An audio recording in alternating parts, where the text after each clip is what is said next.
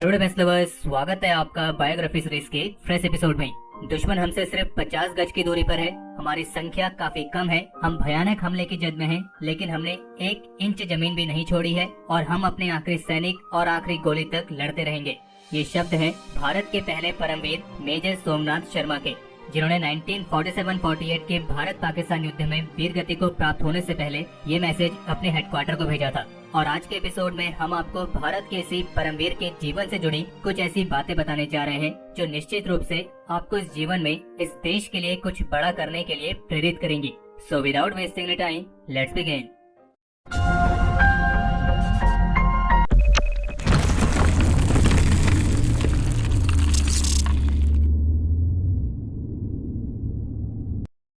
इकतीस जनवरी 1923 को हिमाचल प्रदेश के कांगड़ा जिले के ददगांव में एक डोगरा ब्राह्मण परिवार में जन्मे मेजर सोमनाथ शर्मा एक ऐसे फैमिली बैकग्राउंड को बिलोंग करते थे जहां उनके खुद पिताजी मिलिट्री ऑफिसर थे और उनके कई सारे सिबलिंग्स भी मिलिट्री में सर्विस दे रहे थे। तो आप कह सकते हैं कि जो देशभक्ति की भावना थी वो उन्हें विरासत में मिली थी। मेजर सोमनाथ शर्मा ने अपनी स्कूलिंग उत्तराखंड के नैनीताल में स्थित एक बेहद ही फेमस शेरवुड कॉलेज से कंप्लीट की और उसके बाद वे देहरादून के Prince of Wales Royal Military College में इनरोल हुए। और जो मेजर सोमनाथ शर्मा थे वो बचपन से ही श्रीमद् भगवत गीता से काफी ज्यादा इंस्पायर्ड थे, जिसके बारे में उनके ग्रैंडफादर ने उन्हें सिखाया था और वो हमेशा अपनी पॉकेट में श्रीमद् भगवत गीता भी कैरी करते थे। यहाँ तक कि उनके अंतिम समय में उनके शव की पहचान उनके जेब में पड़ी इसी श्रीमद् भगवत गीता और उनके पिस्टल की खोल से हुई थी।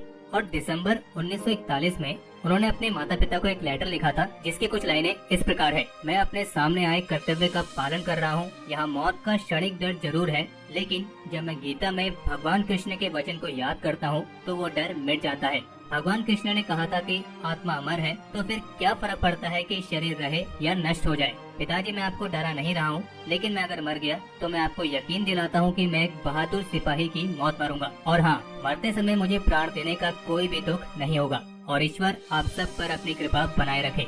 अगर बात करें इनके शानदार मिलिट्री करियर की, तो Major Somnath Sharma Royal Military College से ग्रेजुएट होने के बाद 22 फरवरी 1942 यानी कि 1942 में ब्रिटिश इंडियन आर्मी की 19वीं हैदराबाद रेजिमेंट की 8वीं बटालियन में कमीशन हुए थे, जो कि बाद में जाकर इंडियन आर्मी की कुमाऊं रेजिमेंट की 4थी बटालियन में कन्वर्ट हुई। और यहाँ तक कि द्वितीय विश्व युद्ध में अराकन कैंपेन के दौरान वे बर्मा में जापानीज के खिलाफ भी लड़े थे और उस समय मेजर सोमनाथ शर्मा ने कर्नल के.एस. थमैया के कमांड में सर्व किया था, जो कि बाद में जाकर 1957 से 1961 तक चीफ ऑफ आर्मी स्टाफ भी रहे थे।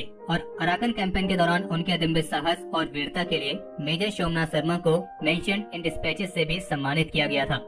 और फिर जब आजादी के बाद 22 अक्टूबर 1947 में भारत और पाकिस्तान के बीच कश्मीर को लेकर पहला युद्ध छिड़ा, जिसे फर्स्ट कश्मीर वॉर भी कहा जाता है, तो फिर इंडियन आर्मी की तरफ से भी पाकिस्तानी आर्मी के हमले के जवाब देने के लिए कश्मीर में ट्रूप्स के बैच को डिप्लॉय किया गया और इसी तैनाती के तहत 31 अक्टूबर को कुमाऊं रेजिमेंट की 4थी बटालियन की D company Major Somnath Sharma की कमांड के अंडर श्रीनगर के लिए एयरलिफ्ट की गई। और बता दें कि उस समय मेजर सोमनाथ शर्मा का जो लेफ्ट हैंड था उस पे प्लास्टर चढ़ा हुआ था, क्योंकि कुछ समय पहले हॉकी खेलने के दौरान उन्हें चोटें लगी थी। लेकिन इसके बावजूद भी मेजर सोमनाथ शर्मा ने इंसिस्ट किया कि वे कॉम्बैट में अपनी कंपनी के साथ ही रहेंगे। और फिर 3 नवंबर को पेट्रोलिंग ड्यूटीज के लिए 3 कंपनीज के बैच को बदगांव एरिया में डिप्लॉय किया गया और उस समय उनका ऑब्जेक्टिव था श्रीनगर की तरफ मूव करने वाले घुसपैठियों को चेक करना, जो नॉर्थ की तरफ से श्रीनगर की तरफ आने की कोशिश कर रहे थे। लेकिन उस समय दुश्मन की कोई भी गतिविधि न दिख पाने के कारण 3 में से 2 कंपनियां दिन के 2 बजे तक वापस श्रीनगर चली गई थी। लेकिन मेजर सोमनाथ शर्मा की डी कंपनी को ऑर्डर थे कि वे करीब 3 बजे तक वहीं पर ही अपनी पोजीशन को मेंटेन करके रखें।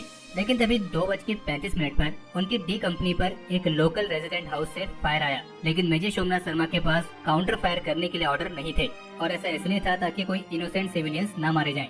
लेकिन तभी अचानक से करीब 700 के आसपास घुसपैठिए गुलमर्ग की तरफ से बदगांव की तरफ अप्रोच किए और फिर क्या था, देखते देखते डी कंपनी को उन घुसपैठियों ने तीनों साइड से घेर लिया और उन पर हैवी फायरिंग करना शुरू कर दिया, जिसमें वे मोर्टार से भी फायर कर रहे थे। और इसी फायरिंग में डी कंपनी को काफी भारी कैजुअलिटीज भी हुई। लेकिन मेजर सोमनाथ शर्मा को इस बात का एहसास था कि अगर उन्होंने अपनी इस पोजीशन को छोड़ दिया तो फिर श्रीनगर और एयरपोर्ट खतरे में आ जाएगा। तो फिर मेजर सोमनाथ शर्मा ने अपनी डी कंपनी के साथ उसी पोजीशन से उन घुसपैठियों का मुकाबला करने का फैसला लिया और उन्होंने अपनी पूरी कंपनी से बहादुरी से लड़ने के लिए आग्रह किया। और बता दें कि मेजर सोमनाथ शर्मा की डी कंपनी घुसपैठियों की संख्या की तुलना में काफी कम थी, लेकिन इसके बावजूद भी मेजर सोमनाथ शर्मा और उनकी डी कंपनी उन घुसपैठियों का मुकाबला करती रही, जबकि उनकी तरफ से बहुत ही हैवी फायर आ रहा था। और इसी बीच मेजर सोमनाथ शर्मा ने यह भी फैसला लिया कि जो लाइट मशीन गन को ऑपरेट कर रहा है उससे वे खुद एम्यूनिशन डिस्ट्रीब्यूट करेंगे।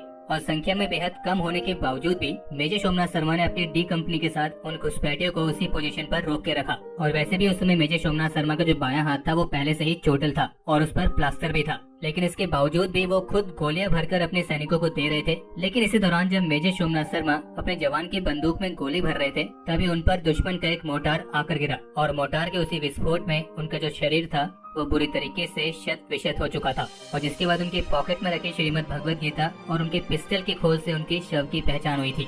और इस मुठभेड़ में मेजर सोमनाथ शर्मा और उनके एक जूनियर कमीशन ऑफिसर के साथ करीब 20 जवान वीर गति को प्राप्त हुए।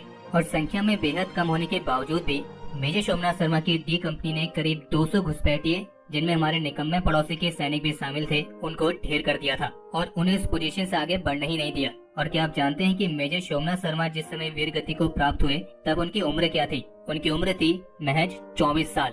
और फिर बाद में मेजर सोमनाथ शर्मा को युद्ध में उनके रण कौशल के लिए मरणोपरांत परमवीर चक्र से भी सम्मानित किया गया था।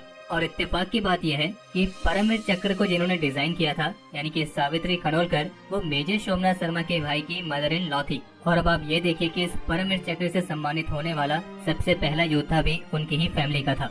और आप ये भी कह सकते हैं कि मेजर सोमनाथ शर्मा और उनकी डी कंपनी उनमें से है जिन्होंने हमारे निकम्मे पड़ोसियों को ये सबसे पहले एहसास दिलाया कि भारत के वीर योद्धाओं के शौर्य के आगे उनकी क्या हैसियत है, और वो चाहे कितनी ही कोशिशें कर ले, वो भारत के वीर जवानों के रहते इस देश का बाल विवाह नहीं कर सकता है। और अगर इसको आप थोड़ा देसी लैंग्वेज में समझना चाहें तो आप ये भी कह सकते हैं कि मेजर सोमनाथ शर्मा और उनकी डी कंपनी ने निकम्मे पड़ोसी को यह एहसास दिलाया था कि बाप बाप होता है। पर वो होता है ना कि कुछ ऐसी चीजें होती हैं जो कभी सीधी होती नहीं है, तो बस निकम्मे पड़ोसियों का भी वही हाल है। इसके बावजूद भी उन्होंने 3 और युद्ध लड़े और उन तीनों युद्धों में बहुत बुरी तरीके से हारे भी। और अंत में हम बस यही कहना चाहेंगे कि मेजर सोमनाथ शर्मा जैसे वीर हर दिन हमारे देश की रक्षा में सीमा पर अपने प्राणों की आहुति देते हैं। और ये हमारा कर्तव्य बनता है कि हम इन वीरों को याद करके इनके बलिदान का मान रखें, क्योंकि इन वीर योद्धाओं का जो हमारे ऊपर ऋण है उस ऋण को हम कभी भी नहीं चुका सकते हैं। हम बस इस ऋण के लिए उनका आभार व्यक्त कर सकते हैं। तो हमारे आज के इस एपिसोड के लिए इतना ही। और अगर आप इस वीडियो को यहाँ तक देख चुके हैं तो इसे लाइक करे बिना कहीं ना जाएं। बाकी इस एपिसोड को लेकर आप अपने सजेशंस और क्वेरीज कमेंट सेक्शन में शेयर कर सकते हैं। और अगर आप उनमें से हैं जिन्होंने अभी तक इस चैनल को सब्सक्राइब नहीं किया है तो इस चैनल को सब्सक्राइब करना ना भूलें।